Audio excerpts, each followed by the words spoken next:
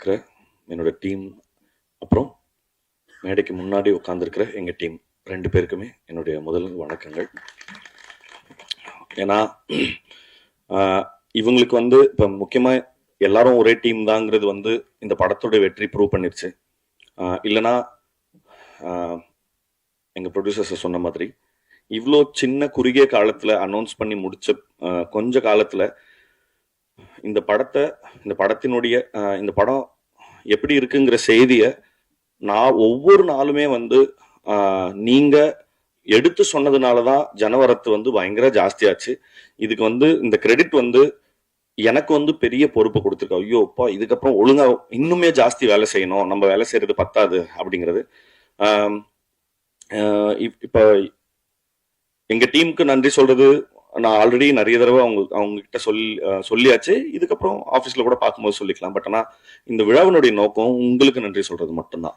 ஏன்னா யோசிச்சு பார்த்தா ஒரு சார் சொன்ன மாதிரி தான் எல்லாரும் ரொம்ப சின்ன ஹம்பிள் பேக்ரவுண்ட்ல இருந்து தான் வந்திருக்கோம். ப்ரொடியூசர்ஸ்ல இருந்து இந்த படத்தோட மேக்கர்ஸுமே ஒரு யூடியூப் சேனல்ல ஆரம்பிச்சு, இப்போ நானுமே ஒரு யூடியூப் சேனல்ல இருந்தோ அரல்ஸ் டெலிவிஷன்ல இருந்து ரேடியோல இருந்து அப்படி இப்ப இங்க இருக்கிற எல்லாருமே ரொம்ப ஹம்பிள் பேக்ரவுண்ட்ல இருந்து தான் வந்திருக்கோம். இப்ப வந்து சினிமா எடுத்துடலாம், அது பெரிய தனி போராட்டம்னு வச்சுக்கலாம். பட் அந்த சினிமாவை கொண்டு போய் சேர்க்கறது தான் இங்க அந்த கடைசி லெக் தான் வந்து இங்க இருக்கிற பிரச்சனை. ஏன்னா எப்படி இப்படி ஒரு படம் வந்திருக்குன்றது எப்படி தெரியப்படுத்துறதுங்கிறது தான் பெரிய பிரச்சனையா இருக்கு. அந்த பிரச்சனைய இப்போ ஒரு பெரிய மலை போல பிரச்சனைய வந்து பயங்கர பனி போன விலக செஞ்ச உங்களுக்கு ரொம்ப ரொம்ப ரொம்ப நன்றி. ஏன்னா வாய்ப்பே இல்லை இப்படி ஒரு சின்ன படம் வந்து ஈஸியா டிஸ்ரெகார்ட் பண்ணியிருக்கப்படும். இது என்னப்பா இது என்ன படம் இது அப்படின்னு சொல்லி ஈஸியா வந்து டிஸ்மிஸ் பண்ணியிருக்கக்கூடிய நிறைய சந்தர்ப்பங்கள் இருந்தது. பட் அப்படி எந்த வாய்ப்புமே யாருக்குமே கொடுக்காத பிரஸ் அண்ட் மீடியாவுக்கு எல்லாருக்குமே ரொம்ப ரொம்ப நன்றி. அண்ட் இந்த படத்தை வந்து சரியான விதத்துல எங்களை கைட் பண்ண சுரேஷ் சந்திரா சார் அவரோட டீமுக்கு, அப்புறம் சிட் எங்களுக்கு ஆன்லைன்ல வந்து ரொம்ப பெரிய கேம்பெயின்ஸ் எல்லாம் நடத்தி கொடுத்த ரொம்ப ரொம்ப நல்ல விளம்பர யுக்திகளை எங்களுக்கு சொல்லி கொடுத்த சிட்டுக்கும், அப்புறம் இந்த படத்தை திரையரங்கு உரிமையாளர்களுக்கும் விநியோகஸ்தர்களுக்கும், அப்புறம் அது எல்லாத்தையும் தாண்டி தமிழக மக்களுக்கும் சரி. ஏன்னா மீண்டும் ஒரு முறை எனக்கு நானே சொல்லிக் கொள்றது தான் ஓஹோ ஓகே. ஏன்னா ஒவ்வொரு தடவையும் என்கிட்ட கண்டென்ட் தவிர்த்து வேற எதுவுமே கிடையாது எடுத்துட்டு போய் ஷோகேஸ் பண்றதுக்கு. ஆனா அப்படி அது மட்டுமே போதும். ஏன்னா அதோட கிரேட்னஸ் என்னன்னா, நான் வேற ஒரு இன்டர்வியூல சொல்லியிருந்தேன், ஒரு பெரிய படத்துக்கு பல கோடி ரூபா பொருட்செலவுல கொடுக்குற படத்துக்கு அதே டிக்கெட் தான், எங்களை மாதிரி சின்ன அதே டிக்கெட் தான். பட் ஆனா ஆடியன்ஸோட கிரேட்னஸ் வந்து அவ்வளோ பெரிய படத்துக்கு நான் இந்த சின்ன கதைக்கு நான் எதுக்கு இவ்வளவு கொடுக்கணும் அப்படின்ற எந்த இடத்துலயுமே அவங்க கேட்கல, எந்த கேள்வியுமே கேட்கல. இப்ப இந்த டீம் உங்களால இந்த இந்த இந்த 2.5 மணி நேரத்துல என்ன விஷயம் சொல்ல முடியுமோ சொல்லுங்க, நாங்க சப்போர்ட் பண்றோம் அப்படின்னு திருப்பி சொல்லிக்கிட்டே இருந்ததுக்காக தமிழக மக்களுக்கும் ரொம்ப ரொம்ப பெரிய நன்றி. எங்க டைரக்டர் சொன்ன மாதிரி எங்களுக்கு சொல்றதுக்கு அதை தவிர்த்து நன்றியை தவிர்த்து புதுசா எதுவும் இல்லை. ஆனா நன்றி மட்டும் நிறைய தடவை சொல்ல வேண்டியது இருக்கு. Thank you so much. ராஜேஸ்வருக்கு ரொம்ப நன்றி. அவரு இந்த படத்துல என்ன மியூசிக் டைரக்டரா தேர்வு செஞ்சதுக்கு லைக் ரொம்ப கான்ஃபிடென்ட்டா பண்ண படம். கண்டிப்பா இது மக்கள்கிட்ட போய் சேரும், நல்ல படமா போய் சேரும்னு அவங்க அதுக்காக தினம் எவ்வளோ உழைச்சிருக்காங்கன்னு நான் ரொம்ப பக்கத்துல இருந்து பார்த்துருக்கேன். அது ராஜேஸ்வர் மட்டும் இல்லை, அதுக்கு எடிட் ஒர்க் பண்ண கண்ணன், அது கூடவே அதை ஃபாலோ பண்ணிட்டு இருந்த மொத்த டீம் க்ரூ. ஸோ இதெல்லாம் சேர்ந்து பண்ணும்போது ஏன் இவ்வளோ பண்ணணும் அப்படிங்கிற டவுட் எனக்கு இருந்தது. ஜஸ்ட் அனதர் பண்ணிடலாமே, ஸோ ஒரு பாட்டை இதோட நிறுத்திடலாமே, இல்லை ஒரு எடிட் பேட்டர்னை நீங்கள் இங்கே நிறுத்திடலாமா, ஒரு 7 எடிட் போவோம், ரஷ் கட் ஒன்று முடிஞ்சு, இப்படி இத்தனை ப்ராசஸ் இவங்க பண்ணாங்க. நம்ம ஆனால் அப்படியே சைடில் கிராஸ் செக் பண்ணுறேன், இத்தனை டைம் பண்ணுவாங்களா, ஒரு படத்துக்கு இவ்வளோ பண்ணுவாங்களான்னு அவங்க அவ்வளோ கிராஸ் செக் பண்ணுறேன். பட் இல்லை, இவ்வளோ பண்ண தேவையில்ல, பட் ஏன் பண்ணுறாங்கன்னு தெரில அப்படின்னு அந்த கேள்வியெல்லாம் எனக்கு இருந்தது. ஸோ அதோட பதில் தான் இன்னைக்கு நம்ம பார்க்குற இந்த சக்ஸஸ் மீட்டுன்னு நினைக்கிறேன். ஸோ அதில் நான் ஒரு பார்ட்டாக இருந்ததுக்கு ரொம்ப ரொம்ப தேங்க்ஸ் சொல்லிக்கிறேன். அண்ட் இதுக்கு எனக்கு பின்னாடியும் லைக் இண்டி டு ஃபிலிம் மியூசிக்ன்ற போது மிகப்பெரிய மேன் பவர் வேணும். அதை விட ரொம்ப முக்கியம் ஒரு சைக்கலாஜிக்கல் சப்போர்ட் நமக்கு தேவைப்படும். ஸோ அப்படி இதில் எல்லா இக்கட்டான சூழ்நிலையிலையும் பேக்கப் பண்ணது சந்தோஷ் அண்ட் டீம். ஸோ அவங்களுக்கும் இந்த நேரத்தில் ரொம்ப நன்றி சொல்லிக்கிறேன். அதை விட பக்கபலமாக என்னோட ஃபேமிலியும் சரி, ஈச் அண்ட் எவ்ரி டைம் சரி, ஓகே அவன் படம் ஒர்க் பண்ணுறான், ஃபஸ்ட்டு படம், ஒரு விஷயத்துக்கு கூப்பிட்டா போக முடியாது, நான் டே அண்ட் நைட் இங்கே இருந்திருக்கோம், நைட் இங்கே தூங்கியிருக்கோம், ஸ்டுடியோலேயே தூங்கியிருக்கோம், வர முடியாது, அவங்க ஆசை எங்கேயா போகணும், இந்த மாதிரி விட்டு கொடுத்த என் ஃபேமிலிக்கு ரொம்ப ரொம்ப நன்றி. அண்ட் தென் இதை வந்து லைக் ஒரு தைரியமாக ஒரு ஒரு ஒரு ஸ்கிரிப்டை நம்ம எடுக்கும்போது இந்த சினிமாக்குள்ளே இது எப்படி ரிவால்வ் ஆகுது, இந்தி மியூசிக் டு இதுங்க ஒரு சினிமான்னு வரும்போது நம்ம அதை எப்படி சூஸ் பண்ணணும், இல்லை அதை என்ன எப்படி ஷேப் பண்ணிக்கணும் அப்படிங்கிறதுல ரொம்ப முக்கியமாக சப்போர்ட் பண்ணது திங்க் மியூசிக். ஸோ அதில் முக்கியமாக சந்தோஷ் அண்ணா அண்ட் மகேஷ் அண்ணா. ஸோ ஃப்ரம் த ஸ்டார்ட் ஒரு ஆர்டிஸ்ட்டை ஃபைன் பண்ணி அதை எப்படி காயின் பண்ணுங்கிற வரைக்கும், அண்ட் அது கூடவே பேரலி சக ஆர்டிஸ்டையும் நான் எவ்வளோ வேல்யூ பண்ணோங்கிறதுலையும் அவங்க ரொம்ப கவனமாக அதில் இது பண்ணியிருக்காங்க. So thanks to think music family. அது பின்னாடி நிறைய பேர் ஒர்க் பண்ணனால தான் இந்த படம் எனக்கு கிடைச்சது. Thank you so much. அண்ட் மீடியாவுக்கு ரொம்ப ரொம்ப நன்றி. இதை கொண்டு போய் சேர்த்ததுக்கு, மக்கள்கிட்ட ரொம்ப சேர்த்ததுக்கு ரொம்ப ரொம்ப நன்றி. முதல் படத்துக்கு இவ்வளோ பாசிட்டிவ் ரெஸ்பான்ஸ், இவ்வளோ பெரிய ஹிட் ஆயிடுச்சு. அதுக்கு I think it's a blessing for me. My first film in Tamil industry is a blessing to me. அதுக்கு எல்லாருக்கும், இந்த இடத்துல இருக்கிற எல்லாருக்கும் பேருனா thank you very much. First press and மீடியாவுக்கு ரொம்ப நன்றி சொல்லணும். ஏன்னா உங்களோட பிளெஸ்ஸிங்ஸ் அண்ட் சப்போர்ட்டுக்கு it is very much important for a movie. அதுக்கு ரொம்ப நன்றி. Second, to get a wonderful team, such a hardworking, talented, brilliant team. I'm really very fortunate. I have just done my duty. That is what I feel. அதுக்கு எல்லாருக்கும் ரொம்ப ரொம்ப ரொம்ப நன்றி. Everybody on the stage ரொம்ப நன்றி. Thanks for having me. I would love to do 100 more films with you all. Given a chance. எல்லாருக்கும் ரொம்ப நன்றி. இன்னும் to my family and my friends who have supported me, அவங்க actually ரொம்ப சந்தோஷமா இருக்காங்க ஹைதராபாத்ல. ஏன்னா இப்போ ஹைதராபாத்துக்கு எப்படி ரிலீஸ் ஆக போகுதுன்னு கேட்டாங்க. ஐ said very very soon. It's going all over the world. So with their blessings I'm here. அதுக்கு என்னோட ஃபேமிலிக்கு, ஃப்ரெண்ட்ஸ்க்கு ரொம்ப நன்றி. To my Tamil tutor Devika அக்காக்கு ரொம்ப நன்றி. இன்னும் லாஸ்ட் பட் நாட் லீஸ்ட், மக்களுக்கு வெண்ணிலா கேரக்டருக்கு ரொம்ப ரெஸ்பெக்ட், லவ், இன்னும் ஆக்செப்டன்ஸ் வந்துருச்சு. அதுக்கு எனக்கு நிறைய மெசேஜஸ் வந்துருச்சு. ஏன்னா I really want a wife like you and madri. I was really happy that and they could relate with my character. Adukku I'm very very very happy. avlo beautiful எழுதுனாங்க. அதுக்கு ரசன்னா சாருக்கு ரொம்ப நன்றி. and Rajesh sir to make it happen ரொம்ப ரொம்ப ரொம்ப நன்றி. and ஒரு டயலாக் இருக்கு இந்த படத்துல லாஸ்ட்ல. We all know how beautiful Manikandan sir is. He has made the whole theater clap and cry. And the monologue மக்கள் எல்லாரும் ரொம்ப கனெக்ட் ஆனாங்க. நானே ரொம்ப கனெக்ட் ஆயிட்டேன். அந்த that dialogue sir, I feel this is one takeaway from the film எனக்கு. ஏன்னா ஒரு பர்சனோட value is to be is what they actually are. It is not the money associated to them. It is not any materialistic things or any relationship. I think with that monologue sir, you made us all cry. Adukku I feel that's a greatly written monologue sir.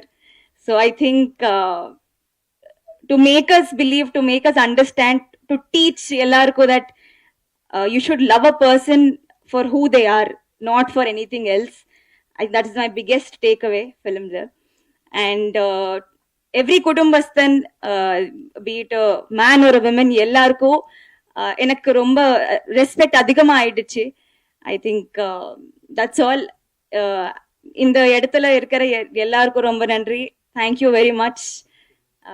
நிறைய actually I wanted to speak more. இப்போ I am just very overwhelmed by the response. Thank you. ഞങ്ങൾ കലാകാരെ പ്രാപ്തമാക്കി സിനിമയിലേക്ക് നല്ല രീതിയിൽ present ചെയ്യാൻ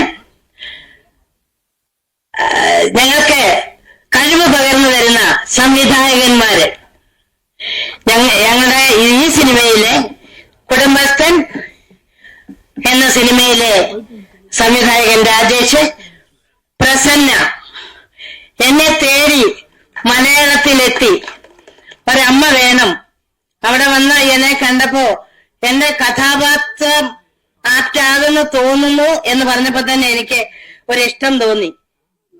അപ്പോ രാജേഷ്, ശരത്ത് വന്നില്ല അല്ലേ, ശരത്ത് എന്നെ ശരിക്കും ട്രാൻസ്ലേറ്റ് ചെയ്ത് തന്ന്. എനിക്ക് തമിഴ് വളരെ പ്രയാസമായിരുന്നു, എങ്കിലും പറഞ്ഞു തന്നു. ഒരുവിധം പറഞ്ഞു എന്നാണ് എനിക്ക് തോന്നുന്നത്. പിന്നെ ഞങ്ങളുടെ ഒരു സിനിമയ്ക്ക്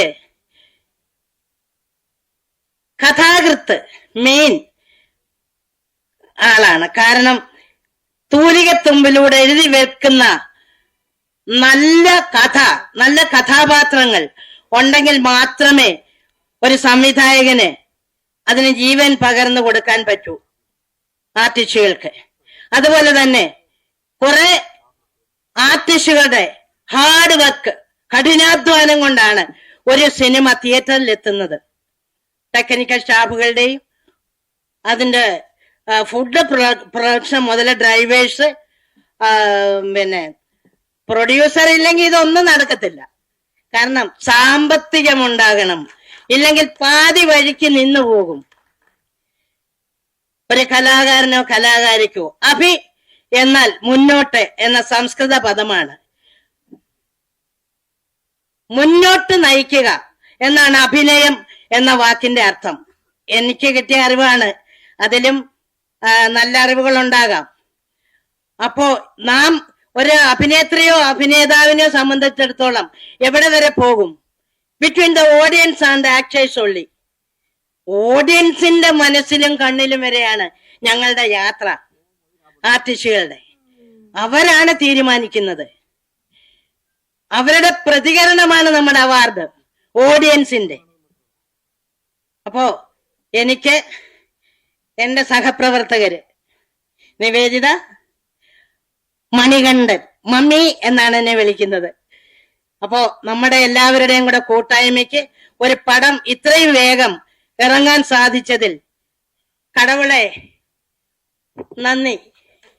முதல்ல இந்த நக்லைட்ஸ்க்கு மாபெரும் வெற்றி இது. அது தேவையானது எல்லா விதத்திலையும். ஏன்னா அந்த விதைநெல்னு சொல்லுவாங்க. இந்த படத்தினுடைய முக்கியமான விஷயமே இந்த இவங்க ஆரம்பத்தில் அந்த போட்ட வீடியோஸ் தான். அதுல மக்கள் தந்துற ஆதரவு இப்போ சினிமாவுக்கு வந்து அவங்க ஜெயிக்கிற முடிய கொண்டு வந்து விட்டுருக்குன்னா அது அவங்களுடைய அந்த கூட்டணிக்கு என்னுடைய மனமாற வாழ்த்துக்களையும் அதுக்கு பேர அளித்த இந்த மக்களுக்கு நன்றி சொல்லி ஆரம்பிக்கிறேன். அதாவது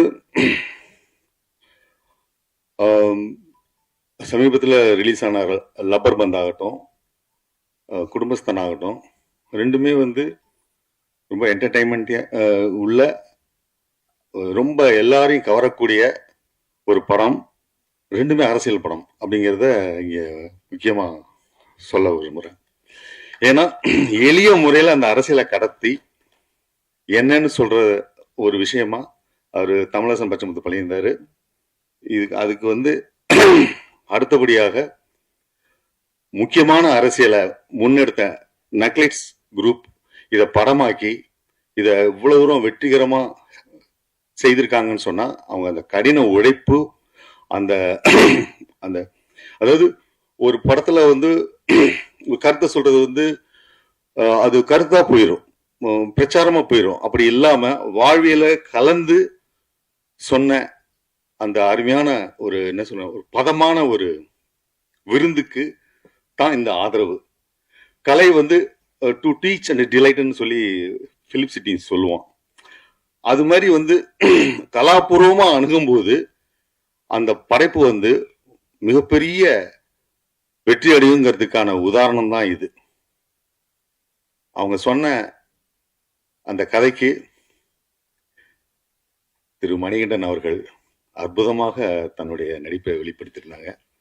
அவர் நடிப்புங்கிறது வந்து சொல்ல தேவையில்லை, ஏற்கனவே சொன்ன மாதிரி ஒரு ரொம்ப அட்வான்ஸ்ட் ஆக்டர். ஆனா எனக்கு ஆச்சரியம் என்னன்னு கேட்டீங்கன்னா, அந்த இவங்க அந்த மொழி தெரியாதன்னு சொன்னாங்க இல்லையா, அந்த ஹீரோயின், அது ஒரு படத்துல முகபாவனைக்கு வந்து லாங்குவேஜ் ரொம்ப இம்பார்ட்டன்ட்.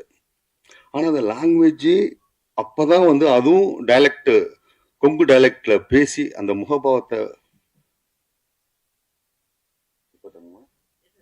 நிறைய சிம்பிள் சொல்லுவீங்க, அது வந்து அந்த விஷயத்த வந்து கடத்துறதுங்கும் போது அந்த மாதிரி அந்த ஆர்டிஸ்ட சூஸ் பண்ண உங்க டீமுக்கு உண்மையிலே பாராட்டுகள். அதை அவங்க ஜஸ்டிஃபை பண்ணாங்க. அதே மாதிரி நான் கேள்விப்பட்டேன், தனமா தான் நடிக்கிறதா இருந்த அந்த ரோலை இவங்க அருமையா பண்ணியிருந்தாங்க. அதுக்கு குரல் கொடுத்திருந்தாங்க. அது பாருங்க, அந்த குரலும் இந்த இந்த அம்மாவோட நடிப்பும் இணைஞ்சு எப்படி ஒரு படம் அவ்வளவு ஆடியன்ஸ் அந்த கேரக்டரை உள்ள போய் செய்யறதுங்கிறது அதான் ஆர்ட். அதான் ஆர்ட். ஏன்னா நம்ம தமிழகத்துல நிறைய இடத்துல வேற வேற மாதிரி மொழி இருக்கு, திருநெல்வேலி இதுன்னு. அப்ப பர்டிகுலர் இந்த கொங்கு மொழியிலேருந்து அதை ஜெனரலைஸ் பண்ற மாதிரியான ஒரு தன்மை இதுக்கு வந்தோடனையும் அந்த மொழி இடியெல்லாம் கடந்து அந்த ஆர்ட் உள்ள போகுது பாருங்க, அதுதான் உண்மையான வெற்றி. அதுதான் எல்லா பேசக்கூடிய மக்களுக்குமான மைய பிரச்சனையை எடுத்துக்கிட்ட அந்த குடும்பஸ்தன்.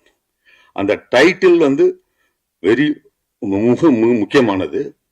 அந்த டைட்டில கண்டெம்பரரியா சொன்னது மிக மிக முக்கியமானது. அதுதான் வந்து இந்த படத்தினுடைய அந்த கண்டெம்பரரியான பாலிடிக்ஸ், கண்டெம்பரரியான அந்த வாழ்வியலை சொன்ன இந்த அத்தனை பேருக்கும், அதை எழுதின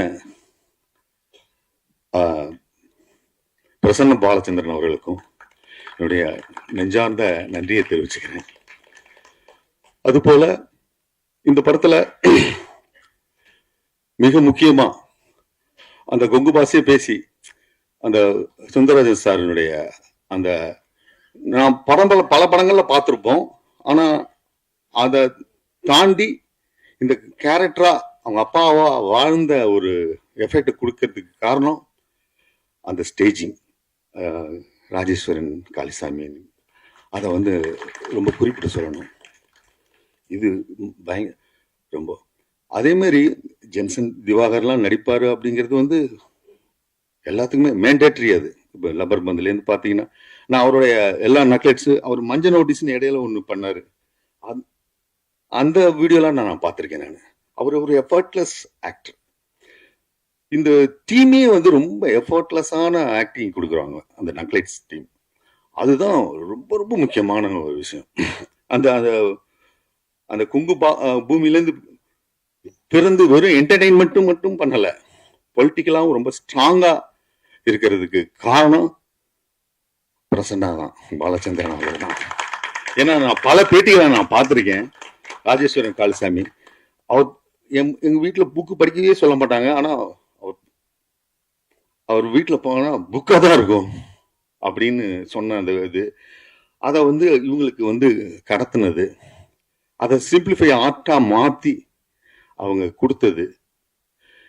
இத அந்த ஒருத்தர் தயாரிப்பாளர் அவங்க ஃப்ரெண்டாவே இருந்தாலும் இது உடனே தயாரிக்கல, அவர் ஏற்கனவே 2 படம் பண்ணியிருக்காரு நினைக்கிறேன், சினிமாக்காரர். இதுதான் ஃபர்ஸ்ட் ஃபிலிம்.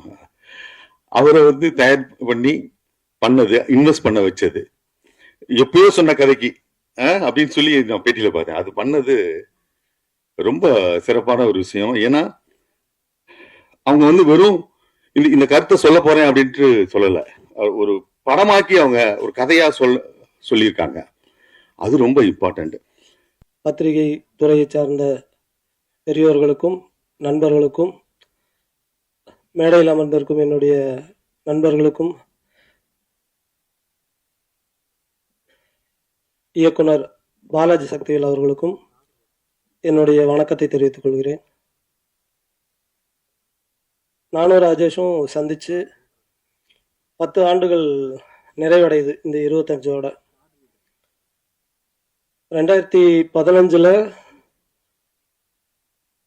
திரைப்படங்கள் எப்படி இருக்கலாம் அப்படின்னு ஒரு ரசனை சார்ந்த ஒரு உரையாடல்ல தொடங்கி 10 ஆண்டுகளுக்கு பிறகு ஒரு திரைப்படத்தை எடுத்து முடிச்சு அந்த திரைப்படம் ஒரு மிகப்பெரிய வெற்றியை பெற்று இன்னைக்கு இந்த மேடையில நான் நிக்கிறேன் அப்படின்னா ஒரு கனவு போல இருக்கு அப்படின்னு நான் சொல்ல மாட்டேன். ஒவ்வொரு நாளும் இதை பற்றி பேசியிருக்கோம், ஒவ்வொரு நாளும் இதை பற்றி சிந்தித்திருக்கிறோம், ஒவ்வொரு நாளும் இதற்காக திட்டமிட்டிருக்கோம், ஒவ்வொரு நாளும் இதற்காக உழைச்சிருக்கோம். அந்த உழைப்புல எங்க கூட சேர்ந்து பயணிச்சவங்க நக்கலைட்ஸ்ல இருக்கக்கூடிய முன்பு இருந்த இப்போது இருக்கிற அனைவருக்கும், நக்கலைட்ஸ் குடும்பத்தை சேர்ந்த அனைவருக்கும் நான் என்னுடைய மனமார்ந்த நன்றிகளை தெரிவிச்சுக்கிறேன். ஏன்னா அது கொஞ்சம் நஞ்ச உழைப்பு கிடையாது. வாரம் 7 நாளும் ஷூட்டிங் நடக்கும் கோயம்புத்தூர்ல. இரவு பகல் இல்லாம அந்த வேலை நடக்கும். ஓயாத ஒரு எந்திரத்தை போல நக்கலைட்ஸுங்கிற ஒரு சேனல் எங்களுக்கு பின்னால இயங்கி இருக்கு. அவ்வளவு மனிதர்களுடைய நம்பிக்கையும் உழைப்பும் வியர்வையும் அதுல கலந்துருக்கு. அதுக்கு நான் என்றென்றும் நன்றி உள்ளவனா இருப்பேன். அடுத்ததாக நக்கலைட்ஸுங்கிற சேனல் தொடங்கி 8 வருஷம் ஆச்சு.